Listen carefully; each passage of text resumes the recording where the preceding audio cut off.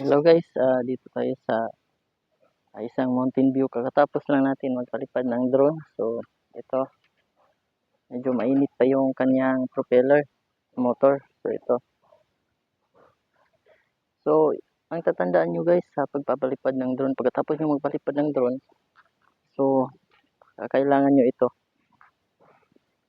Make sure yung bago kayo magpalipad is check nyo muna yung kanyang screw dito, baka maluwag.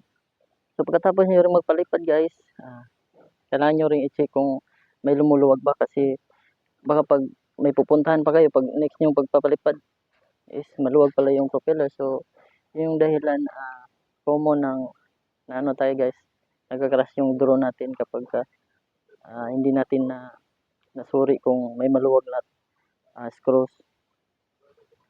Kaya, katapos ko lang papalipad guys, so, check ko yung mga screw niya kung may lumuluwag kasi may pupuntahan pa kami. Yun yung common ng mga ano guys, yung mga nagka-crash ng drone. So, check nyo guys sa inyo kung pagkatapos nyo magpalipad kung lumuluwag ba. So far wala namang lumuluwag sa ngayon. So, check ko lang. So, sana makatulong sa inyo ang tips na ito. Salamat guys. Susunod ko na mga tutorial, sana panoorin nyo. DJI Mini 3 po pala. Yan, ang gamit ko.